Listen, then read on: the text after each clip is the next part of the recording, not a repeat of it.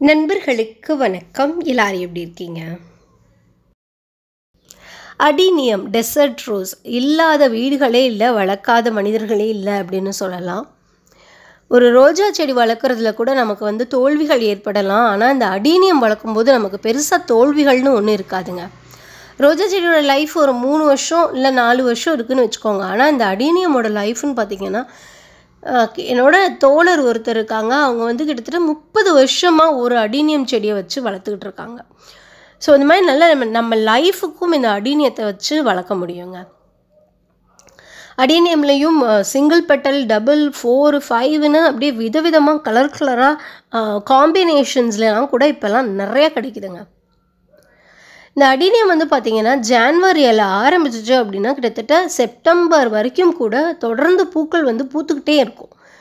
சில நேரங்களில் நல்லா பீக்காக இருக்க டைமில் பார்த்திங்கன்னா இந்த மார்ச், ஏப்ரல்லாம் செடி முழுக்க பூக்கள் மட்டுமே இருக்கும், இலைகளே இருக்காது. இப்போது இந்த நேரங்களில் நல்லா பூக்கணும் அப்படின்னா நம்ம அக்டோபர் இல்லாட்டினா நவம்பரில் நம்ம செடியை ரீபாட் பண்ணி ஆகணும். இதை எப்படி நம்ம ரீபாட் பண்ணணும் அப்படின்னு தான் நம்ம இந்த பதிவில் பார்க்க போகிறோம். அதுக்கு சரியான மண்கலவை என்ன, சரியான தொட்டி என்ன, எப்படி இலைகளை கட் பண்ணி விடணும், எப்படி வேரை கட் பண்ணி விடணும், கட் பண்ணி வெளியே மண்ணிலேருந்து வெளியே எடுத்ததுக்கு அப்புறமா எத்தனை நாள் கழித்து அதை ரீபாட் பண்ணணும், வெயிலில் வைக்கணுமா, நிழலில் வைக்கணுமா, தண்ணி ஊற்றணுமா, தண்ணி ஊற்றக்கூடாதா அப்படின்னு A to Z நம்ம இந்த பதிவில் பார்த்துடலாங்க. இந்த ரீபாட்டிங்கை பற்றின A to Z நம்ம அதில் பார்த்துடலாம். அதே மாதிரி கோடெக்ஸ் பெருசாகிறதுக்கு என்ன செய்யணும் அப்படின்னும் நம்ம இந்த பதிவில் பார்த்துடலாம். என்னோட தோழி ஒருத்தவங்க இளவரசி, அவங்க பார்த்திங்கன்னா அடினியம் எக்ஸ்பர்ட் அப்படின்னு சொல்லலாம். அவங்க கிட்டேருந்து தான் ஒவ்வொரு தடவையும் இதுக்கான குறிப்புகளை கேட்டு நான் என்னோடய செடிகளை வளர்த்துக்கிட்டு இருக்கேன். அவங்க ஹவுஸ் ஒய்ஃபு. அவங்க சில நேரங்களில் அவங்ககிட்ட எக்ஸ்ட்ரா இருக்கிற செடிகளை சேல்ஸ் பண்ணுறது உண்டு. ரொம்ப கம்மியான விலையில் தான் அவங்க சேல்ஸ் பண்ணுவாங்க. அவங்களோட ஃபோன் நம்பர் நான் கீழே டிஸ்கிரிப்ஷன் பாக்ஸில் தர்றேன். உங்களுக்கு வேணும் அப்படின்னா அவங்கள காண்டாக்ட் பண்ணுங்கள், உங்களுக்கு அடினியம் வாங்கணும் அப்படின்னா. பதிவுக்குள்ளே போகிறதுக்கு முன்னாடி நீங்கள் நம்ம சேனலுக்கு புதுசாக இருந்தீங்க அப்படின்னா சப்ஸ்கிரைப் பண்ணிடுங்க. வீடியோ முழுமையாக பார்த்துட்டு அதுக்கப்புறமா லைக்ஸும் கமெண்ட்ஸும் கொடுங்க. இன்றைக்கி நான் இந்த 2 தொட்டி, ஒரு இளவரசிட்டேருந்து வாங்கின ஒரு அடினியம், இது 3ஐயும் தான் நான் இன்றைக்கி ரீபாட் பண்ண போகிறேன். இதுக்கு பார்த்திங்கன்னா ஃபஸ்ட்டு இந்த மண்ணை பொலப்பொலான்னு ஆக்கிட்டு, ஒரு 2 நாள் தண்ணி விடாமல் இருந்தீங்கன்னா அந்த மாதிரி பொலப்பொலான்னு இருக்கும். அந்த மாதிரி ஆக்கிட்டு அதுக்கப்புறம் மெதுவாக அந்த செடியை ரிமூவ் பண்ணி எடுத்துக்கோங்க. எந்த காயமும் பற்றாமல் எடுத்துக்கோங்க. காயம் பட்டுச்சுன்னா நமக்கு அந்த இடத்துல ஓப்பன் வூண்டாயிரும். ஓப்பன் வூண்ட் ஆயிடுச்சுன்னா அந்த இடத்துல ஃபங்கஸ் அட்டாக் ஆகிறதுக்கு வாய்ப்பு இருக்குது. அதனால் ரொம்ப பொறுமையாக காயங்கள் எதுவும் இல்லாமல் அந்த செடியை ரிமூவ் பண்ணி எடுத்து வச்சுக்கோங்க. இப்போ இதுதான் இளவரசி எனக்கு அனுப்பிச்சி விட்ருக்கிற ஒரு செடி. இதில் பாருங்களேன், இது நம்ம வீட்டிலேருந்து எடுத்த செடி. இதில் இந்த மாதிரி குட்டி குட்டி வேர்கள்லாம் இருக்குல்ல, இந்த குட்டி குட்டி வேர்கள் எல்லாம் நம்ம கட் பண்ணிடலாம். ஏன்னா எதுக்காக கட் பண்ணுறோம் அப்படின்னா அப்போ தான் இதுலேருந்து நமக்கு நிறைய புது வேர்கள் வரும். அதனால் மேலேயும் பிரான்ச்சஸ் புதுசாக வரும். ஸோ அதனால் இந்த குட்டி குட்டியாக இருக்கிற வேர்களை மட்டும் கட் பண்ணிவிட்டு இந்த மாதிரி ஆக்கி வச்சுக்கலாம். இந்த பெரிய வேர்களை வெட்டணுமா அப்படின்னா வெட்டக்கூடாது. வெட்டினீங்கன்னா இந்த ஷேப் தானே நமக்கு அழகு, அந்த ஷேப் நமக்கு கிடைக்காது. இப்போது இதை நீங்கள் சில நேரங்களில் நம்ம இந்த கோடெக்ஸையும் கட் பண்ணுவோம். இந்த ஒரு சின்ன தொட்டியில் போன்சாய் மாதிரி செட் பண்ணுறோம் அப்படின்னா அந்த கோடெக்ஸை கட் பண்ணி வைக்கலாம். ஆனால் நான் இன்றைக்கி அதெல்லாம் எதுவுமே பண்ணலை. நீங்கள் அந்த மாதிரி கோடெக்ஸை கட் பண்ணிங்க, கோடெக்ஸ்னால் அந்த உருண்டையாக பல்பு மாதிரி இருக்கிறது, அதை கட் பண்ணிங்க அப்படின்னா அதுக்கு மேலே கொஞ்சம் ஃபங்கி சைடு, ஏதாவது ஒரு ஃபங்கி சைடையோ, அப்படி இல்லாட்டினா பட்டை பொடி, இல்லாட்டினா அது என்னது மஞ்சள் தூள், இல்லை இந்த மாதிரி ஏதாவது ஒரு பவுடரை நல்லா தடவிட்டு அப்படியே வச்சுருங்க.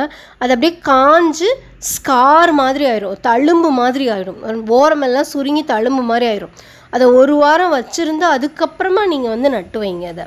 ஆனால் இன்றைக்கி நம்ம அது எதையும் கோடெக்ஸை கட் பண்ணவே போகிறதில்ல அப்படிங்கிறதுனால நம்ம உடனே கூட நட்டு வைக்கலாம்.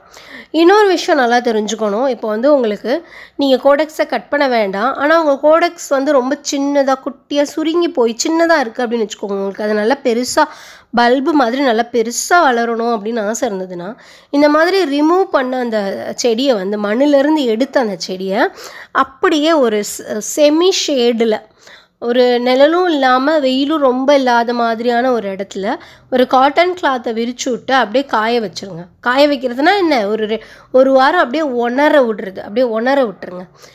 அதுக்கப்புறம் அந்த செடிக்கு என்ன தோணும் அப்படின்னா, ரொம்ப பசிக்கும் அப்படியே. ஐயோ! நம்ம சாக போகிறோம் அப்படின்னு அதுக்கு தோணும். ஸோ அந்த நேரத்தில் ஒரு வாரம் கழித்து நீங்கள் ரீபாட் பண்ணிங்கன்னா, அந்த மண்ணில் இருக்கிற எல்லா எனர்ஜியையும் சர்ருன்னு உறிஞ்சி அந்த கோடெக்ஸ் வந்து நல்லா பெருசாகி வளரும். அந்த மாதிரி நீங்கள் பண்ணும்போது கோடெக்ஸ் வந்து பெருசாகும்.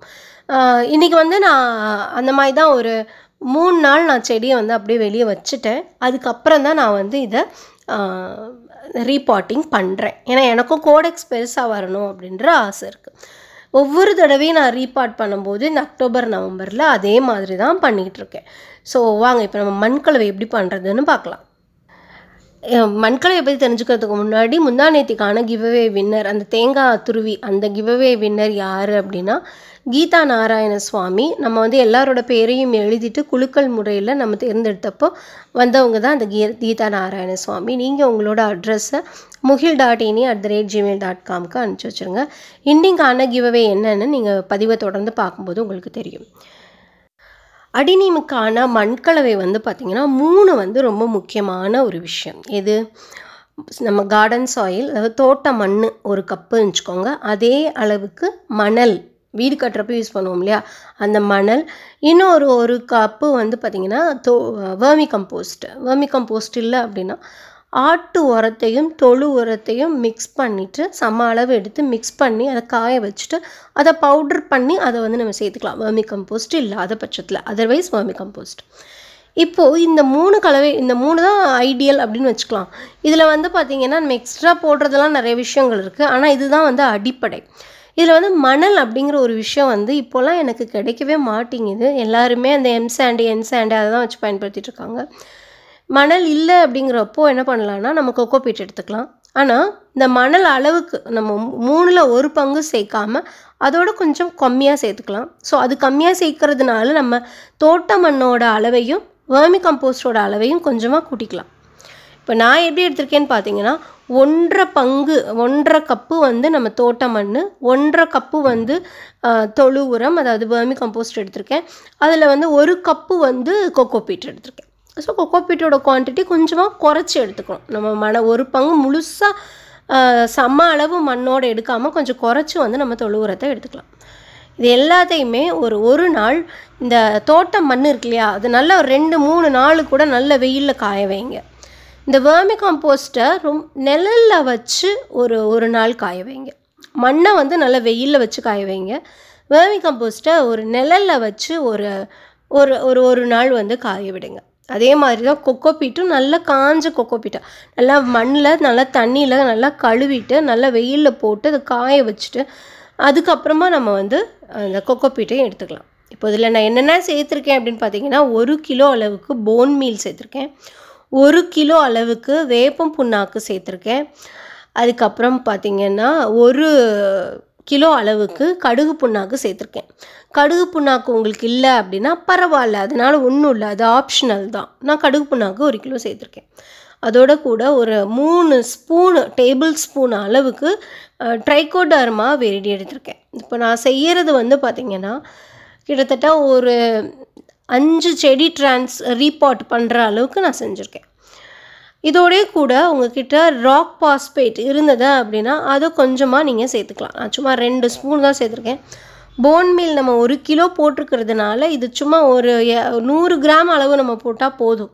உங்ககிட்ட போன் மீல் இல்லை அப்படின்னா ஒரு 200 கிராம் இல்லை 300 கிராம் அளவுக்கு நீங்கள் ராக் பாஸ்பேட் வந்து போட்டுக்கலாம். உங்களுக்கு போன் மீலே கிடைக்காது அப்படின்னா முட்டை நீங்கள் ஓட்டை டெய்லி யூஸ் பண்ணிவிட்டு அதுக்கு நல்லா கழுவி காய வச்சுட்டு அதை பவுட்ரு பண்ணி அதை வந்து நம்ம சேர்த்துக்கலாம். இந்த மாதிரியான ஒரு தொட்டி தான் வந்து பார்த்திங்கன்னா சரியான ஒரு தொட்டியாக இருக்கும். சிமெண்ட் தொட்டி வந்து இதே மாதிரி நல்லா உயரம் கம்மியாகவும் அகலம் ஜாஸ்தியாகவும் ரொம்ப வெரி மச் அவைலபிளாக இருக்கும். ஆனால் வந்து பார்த்திங்கன்னா அது வந்து ரத்த காவு வாங்கும், எப்படியும் அடிப்படும், கை நசுங்கும். அதனால் நான் வந்து அதை எப்போவுமே பயன்படுத்த மாட்டேன். நான் பிளாஸ்டிக் தான் நான் பயன்படுத்துகிறேன். இந்த மாதிரி அகலமான பேசின் வந்து வாங்கிக்கோங்க. அதில் கீழே வந்து நம்ம தோட்டம் சிவா அண்ணா மாதிரி கீழே கொஞ்சமாக கொக்கோ பீட் போட்டுக்கலாம். ஒரு இன்ச் அளவுக்கு கொக்கோ பீட் போட்டு நிறச்சிட்டு அதுக்கப்புறமா இந்த மண்ணை வந்து நீங்கள் போட்டு ஃபில் பண்ணிடுங்க. நம்ம கலந்து வச்சுருக்கிற கலவையை போட்டு ஃபில் பண்ணிடுங்க. நான் இந்த வேலையெல்லாம் எல்லாம் ரெடி பண்ணி செய்கிறதுக்கு ரொம்ப சாயந்தரம் ஆயிடுச்சு. ஸோ இந்த டார்ச் வச்சு தான் நாங்கள் எடுத்துகிட்ருக்கோம். இப்போ இந்த மாதிரி நல்லா மண் வந்து தொட்டி நிறைய போட்டுக்கோங்க. இப்போ வந்து என்னோட 2 பழைய செடியையும் நான் எவ்வளோ தூரத்துக்கு ஆழமாக இருந்ததோ முதல்ல அதே ஆழமாகவே உள்ளே வைக்கிறேன். அது பாருங்கள் லைன் தெரியுதுல்ல, அதே ஆழத்துலேயே நான் உள்ளே நட்டு வைக்க போகிறேன். இப்போ வந்து கொஞ்சம் மேலே தூக்கி கூட வைக்கலாம். முதல்ல இருந்த ஆழத்துலேருந்து கொஞ்சம் மேலே தூக்குன மாதிரி கூட வைக்கலாம். ஆனால் அப்படி வச்சா கோடெக்ஸ் வந்து எனக்கு பெருசாக ஆகவே இல்லை. அதனால் வந்து நான் எப்படி இருந்ததோ முதல்ல அதே மாதிரி வைக்க போகிறேன். இதோடு இந்த கோடெக்ஸ்னு கொஞ்சம் பெருசானதுக்கு அப்புறமா நான் திரும்ப ஒரு ரீபாட் பண்ணும்போது அது மேலே தூக்கி கொஞ்சமாக மேலே தூக்கி அந்த கோடெக்ஸ் வந்து இன்னும் கொஞ்சம் வெளியே எக்ஸ்போஸ் ஆகிற மாதிரி நான் வச்சுருவேன். ஆனால் இப்போ வந்து பார்த்திங்கன்னா நான் முதல்ல இருந்த மாதிரியே தான் வைக்கிறேன். ஆனால் இந்த இளவரசி கொடுத்தாங்க இல்லையா, ஒரு பெரிய செடி நான் காமிச்சேன் இல்லையா, அந்த செடியை மட்டும் கொஞ்சம் மேலே தூக்குன மாதிரி தான் நான் வைக்கிறேன். அவங்க வச்சுருந்த லெவலை விட கொஞ்சம் மேலே கொஞ்சம் உயரமாக தூக்கி தான் நான் வந்து அதை வந்து வைக்க போகிறேன். அப்போ நல்லா இருட்டாயிட்டதுனால அடுத்த நாள் காலையில் பார்க்கலாம். நீங்கள் அடுத்த நாள் காலையில் இல்லை, அடுத்த நாள் காலையில் நேற்று நாங்கள் ஊர் சுற்ற போயிட்டோம்ல, உங்களுக்கு தெரியும். நாங்கள் வந்து அப்படியே மழை வராத ஒரு இடத்துல ப்ரொடெக்டிவாக இதை வச்சுட்டு நான் போயிட்டேன். இது இன்றைக்கி காலையில் நான் எடுத்த வீடியோ. ஒரு நாள் அப்படியே வச்சுருந்து தண்ணி ஊற்றாதீங்க, ரீபாட் பண்ணிவிட்டு உடனே தண்ணி ஊற்றாதீங்க. ஒரு நாள் கழித்து ஒரு 24 மணி நேரம் கழித்து காலையில் விடிகாலையில் நம்ம தண்ணி ஊற்றலாம். இப்போ நான் வந்து இதுக்கு தண்ணி ஊற்றிட்டேன். தண்ணி ஊற்றும் போது முடிஞ்ச வரைக்கும் சைடில் வந்து நீங்கள் தண்ணி ஊற்றுங்க. டைரெக்டாக அந்த கோடெக்ஸில் போய் தண்ணி விடாமல் அது வெளிப்பக்கமாக நீங்கள் தண்ணி ஊற்றிட்டு வந்தீங்க. வெளிப்பக்கமானா அந்த கோடெக்ஸ்லேருந்து கொஞ்சம் தூரமாக தண்ணி ஊற்றிட்டு வந்தீங்க அப்படின்னா சரியாக இருக்கும். வெயில் காலம்னா டெய்லி கண்டிப்பாக தண்ணி ஊற்றுங்க. மழை காலம்னா மழை தான் இதுக்கு அடினியம்கோட எதிரி. ஸோ ஒரு மழை 2 மழைக்கு நனைஞ்சா பரவாயில்ல. ஆனால் தொடர்ந்து மழை பெஞ்சிட்டே இருக்கும்போது அதை எடுத்து உள்ளே வச்சிடுறது இல்லை பால்கனி போர்ச்சில் வச்சிடுறது ரொம்ப ரொம்ப நல்லது. நான் அப்படி தான் வந்து வச்சுருவேன். பாருங்கள் நான் தண்ணி எப்படி விடுறேன் பார்த்தீங்களா. இந்த மாதிரி சைடில் வந்து நீங்கள் தண்ணி விடுங்க. டைரெக்டாக கோடெக்ஸில் தண்ணி விடாமல் சைடில் மட்டும் தண்ணி விடுறது அப்படிங்கிறது ரொம்ப ரொம்ப சரியாக இருக்கும். இன்றைக்கான கிவ்அவே என்னென்னு பார்க்கலாம். டிஸ்கிரிப்ஷன் பாக்ஸில் நான் இதுக்கு முன்னாடியே போட்டிருக்க அடினியம் க்ரோயிங் டிப்ஸோட வீடியோ வந்து லிங்க் தரேன். 2 இல்லை 3 இருக்கும் அப்படின்னு நினைக்கிறேன். அதை போய் பார்த்துட்டு நல்ல இம்ப்ரெசிவான கமெண்ட் கொடுங்க. உங்களுக்கு இளவரசிக்கிட்ட இருந்தே ஒரு செடி வந்து வாங்கி உங்களுக்கு நான் வந்து அனுப்பிச்சி வைக்கிறேன். இந்த தொட்டிக்கு கீழே கட்டாயமாக கல் வச்சு வைங்க. இப்போ தான் நான் செஞ்சுருக்கேன் அப்படிங்கிறதுனால நான் கல் வச்சு வைக்கல. இல்லாட்டினா செவுரில் அந்த மாடி தோட்டத்தோட அந்த காம்பவுண்ட் வால் பேரப்பெட் வால் இருக்குல்ல, நீங்கள் இந்த பேரப்பெட் வால் மேலே வச்சிங்க அப்படின்னா ரொம்ப சரியான ஒரு இடமா இருக்கும். ஏன்னா அதுக்கு வெயிலும் நல்லா கிடைக்கும். அதே நேரத்தில் வந்து பார்த்திங்கன்னா நல்லா ஒரு ஸ்டேபிளான ஒரு இடம். எல்லாருக்கும் வெளியே பூக்கள் பூக்கும்போது தெரியவும் செய்யும். ஸோ நீங்கள் வந்து அதில் கூட வைக்கலாம். நான் வந்து குட்டி 4 செடியையும் ஒரு குட்டி தொட்டிலையும் பெரிய செடிகளை வந்து பெரிய தொட்டிலையும் வச்சுருக்கேன். இந்த சைனா கிளியரில் செஞ்ச தொட்டியில் வைக்கலாமா அப்படின்னா தயவு செஞ்சு வச்சிடாதீங்க. அதே மாதிரி பிளாஸ்டிக் கவரில் வைக்கலாமா அப்படின்னா அதையும் வச்சிடாதீங்க. மண் தொட்டி இல்லை இந்த மாதிரியான பிளாஸ்டிக் பாட், நல்லா அகலமான ஒரு பாட், பேசின் மாதிரி இருக்கிற தொட்டி தான் வந்து இதுக்கு சரியாக இருக்கும். வேறு என்ன சொல்லலாம். வெயிலில் நம்ம ரீபாட் பண்ண உடனே எடுத்து வெயிலில் தூக்கி வச்சிடலாமா அப்படின்னா வேண்டாம். ஒரு 2 நாள் செமி ஷேடில் இருக்கட்டும். வெயில் படணும், ஆனால் ரொம்ப வெயில் படக்கூடாது, அந்த மாதிரி இடத்துல இருக்கட்டும். அதுக்கப்புறமா ஒரு 2 நாள் கழித்து நீங்கள் எடுத்து டைரெக்ட் சன்லைட்லேயே நம்ம வந்து இந்த பாட்டை வச்சிடலாம். இந்த பதிவு நிச்சயமாக உங்களுக்கு பயனுள்ளதாக இருந்திருக்கும் அப்படின்னு நம்புகிறேன். பயனுள்ளதாக இருந்ததுன்னா கீழே எனக்கு கமெண்ட் செக்ஷனில்